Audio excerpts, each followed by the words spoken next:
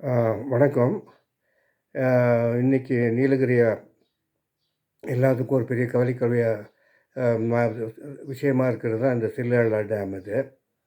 இத பொதுமக்கள் எல்லாமே சம்மந்தப்பட்டவங்க, அது அந்த இடத்துல இருக்கவங்க மட்டும் இல்ல, எல்லாமே தெரிஞ்சுக்க வேண்டியது என்னன்னா, இது ஒரு நல்ல ஒரு பொதுமக்களுக்கும், தமிழ்நாட்டுக்கும் முக்கியமான டேமா இருந்தா, அரசாங்கம் வந்து அது வெளிப்படையா பெரிய லெவல்லயே அத பத்தி அறிவித்து கூட பண்ணி எல்லாம் செஞ்சிருக்கலாம். பட் இது வந்து இவங்க பண்ணுறது வந்து இதில் வந்த ரொம்ப ஒரு ஒளிவு சீக்ரெசி இருக்குது. அப்புறம் தெளிவானது யாதும் கிடையாது. அப்புறம் வந்து இதை நினச்சி நினச்சி இதை பற்றி அறிவிப்புகள் வருது. இதை செஞ்சிருவேன் செய்யலை அப்படின்னு சொல்லி. அதை ஏன் அங்கே அதே ஒரு பெரிய சந்தேகத்துக்கு மக்களுக்கு ரொம்ப அச்சத்தையும் சந்தேகத்தையும் உருவாக்குது. இது தெரிஞ்சுக்கணும், நீங்கள் என்ன தெரிஞ்சுக்கணும்னா இது முதல்ல 2007 இதை பற்றி அறிவிப்பு வந்தது. அப்புறம் 2012 வரைக்கும் இதை பற்றி ஒரு எந்த விதமான ஒரு இதுவும் நடக்கலை. அப்புறம் 2017 இவங்க மத்திய சர்க்காருக்கு அந்த போட்டிருந்த அந்த இது காலாவதி ஆகி போச்சு. அந்த டேம் கட்டணும்னு போட்ட ஐடியா. அப்புறம் 2019 அப்புறம் மத்திய அரசுலேருந்து நிறைய கேள்வி கேட்டிருந்தாங்க. நீங்கள் இந்த மாதிரி இது காட்டை அழிக்க வேண்டிய நிலைமை வருமே, அப்புறம் பக்கத்தில் இந்த மூக்குத்தி, முதுமலை சரணாலயங்கள்லாம் இருக்குது. அப்புறம் இது வந்து வெஸ்டர்ன் காட்ஸுடைய அந்த சென்சிட்டிவ் ஏரியாவுக்குள்ளே வருது. இதெல்லாம் என்ன பண்ணுவீங்க அப்படின்னு சொல்லி. அப்புறம் இவங்க என்ன பண்ணாங்க உடனே, இதுக்கு வந்து இந்த சுற்றுப்புறச் சூழல் அறிக்கை தேவையில்லை, அது இல்லாமையே நாங்கள் பண்ணுறோம், மக்களுடைய கருத்தும் கேட்க தேவையில்லை அப்படின்னு சொல்லி ஒரு வினோதமான முடிவுக்கு வந்தாங்க. இந்த தமிழ்நாடு மின் வாரியம். இப்போ 2020 ஒரு பெரிய ஒரு திருப்பம். மார்ச் மாதம் 7ஆம் தேதி இந்த மாதிரி இல்லை, இந்த சுற்றுப்புற சூழல் அறிக்கையும் மக்கள் கருத்து கூட்டையும் நாங்கள் செய்கிறோம் அப்படின்னு சொல்லிவிட்டு இந்த தமிழ்நாடு மின் வாரியம் ஒரு 4-5 நாளில் வந்து அதெல்லாம் இல்லை, இந்த டேமை வந்து கிளியர் பண்ணிட்டோம், இது எல்லாம் ரெடி பண்ணிட்டோம், டெண்டருக்கு கால்பார் பண்ணுவோம் அப்படின்னு சொல்லி அவங்களாம் ஒரு முடிவு அறிவிச்சிருந்தாங்க.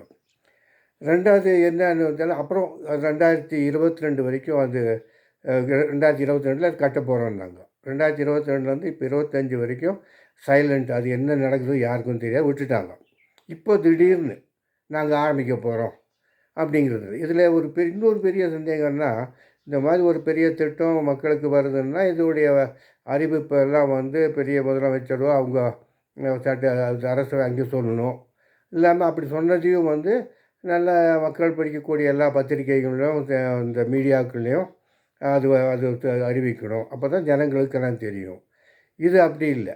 இவங்க பண்ணுற விஷயம்லாம் யாருமே படிக்காத பத்திரிகையிலையும் மீடியாவில் தான் வருது.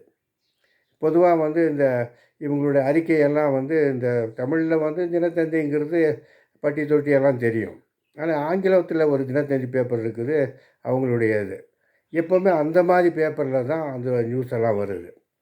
இன்றைக்கி கூட வந்து இந்த டேமை வந்து ஆரம்பிச்சிட்டோம் அப்படின்னு சொல்லி ஏதோ ஒரு அட்ரஸ் இல்லாத ஒரு நியூஸ் பேப்பரில் வந்திருக்குது. அப்புறம் 2வது வந்து அந்த அறிக்கைங்களை பார்த்தா ஒரு இதில் வந்து கன்னியாகுமரியில் 2 பண்ண போகிறோம், நீலகிரியில் ஒரு 5 பண்ண போகிறோம் அப்படிங்கிறது. அப்புறம் இன்னொரு அது அறிக்கையில் பார்த்தா நான் கோயம்புத்தூர், தேனி எல்லா மாவட்டத்திலையும் பண்ண போகிறோன்னு. எந்த ஒரு இவ்வளோ ஒரு நாகரிகமான அரசியல் இன்றைக்கி இந்த காலத்தில் வந்து இவ்வளோ பெரிய ஒரு இது திட்டம், இவங்க சொல்கிற மாதிரி 60,000 70,000 அந்த மாதிரி செலவுகள் செய்யக்கூடிய பப்ளிக் மணி அப்படிங்கிறது. இவ்வளோ திட்டத்தையும் இவ்வளோ ஒரு ஒளிவு மறைவாக இது பண்ணுறது ஏங்கிறது எல்லாத்துக்கும் இது ஒரு கேள்விக்குறியாக இருக்குது. ஏன்னா இது வந்து நம்ம தமிழ்நாடு மின் வாரியம்னு சொல்கிறோம், அது கிடையாது. மின் வாரியத்துக்கு இதுக்கு சம்மந்தம் கிடையாது. இது வந்து மின் வாரியத்தில் போன வருஷம் வந்து ஒரு சின்ன குரூப்பாக பண்ணியிருக்காங்க. இந்த பசுமை இது மின்சாரம்னு.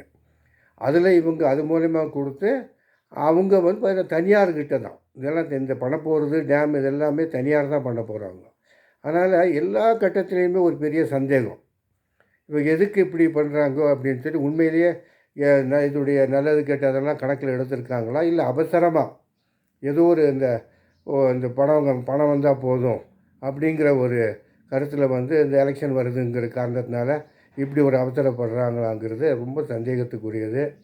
இது இந்த அரசுக்கு நல்லதில்லை, நாட்டுக்கும் தமிழ்நாட்டுக்கும் நல்லதில்லை, நீலகிரிக்கு கண்டிப்பாக இது இல்லை. இது ஜனங்களுக்கு வந்து புரிஞ்சுக்கணும். நீங்கள் எல்லாம் அதை பற்றி மற்றவங்களுக்கும் சொல்லி இது வந்து இந்த இவ்வளோ பெரிய சந்தேகம் முதல்ல இது தீர்ந்தால் தான் நம்ம அடுத்த கட்டம் இந்த டேமை பற்றியே பேசலாங்கிறத நான் தெரிஞ்சுக்கணுங்கிறது தான் என்னுடைய வேண்டுகோள். தேங்க்யூ.